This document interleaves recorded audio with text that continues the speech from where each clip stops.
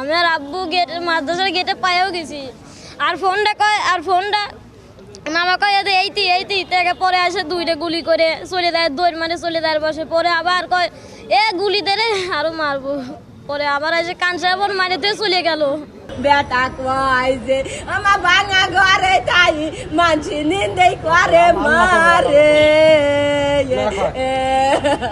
ছুটি শেষ হয়ে গেছে, বেটা খুবই আসবি রে। ও আল্লাহ। আর আমার বেটা ফোন হরতে আম্মু তাড়াতাড়ি সদরে আসো। আমি মনে করছি আমার স্বামী অ্যাক্সিডেন্ট হয়েছে, আমি টাকা নিয়ে চলে আইছি রে। আসে এখন সদরে এসে কয়দা গুলি করেছে। আমি তো জানিনি আমার স্বামী গুলি করে মারবি, আমার স্বামী ফেরেস্তা। সে আমাকে ফোন দিয়ে কান্না জড়িত কণ্ঠে বলে যে হোসেন আলীকে নাকি হত্যা করা হয়েছে। ততক্ষণ আমি জানি না আসলে কাকে হত্যা করা হয়েছে।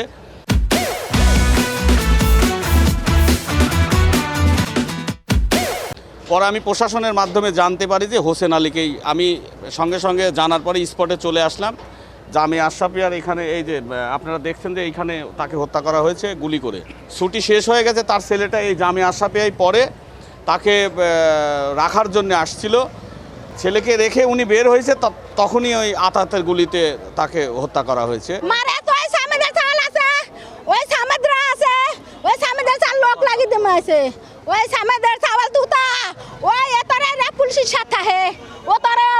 জামাটি ঘরে ও তারে লোক আছে, ওই তাই ঘরের সাথে ওরে আমার ভাই মারছে রে। বাংলাদেশে বর্তমানে আইন শৃঙ্খলার অবস্থা আমরা খুবই অবনত দেখতেছি। খুনিরা কেন সাহস পাবে এরকম দিবালোকে প্রকাশ্যে মার্ডার করার?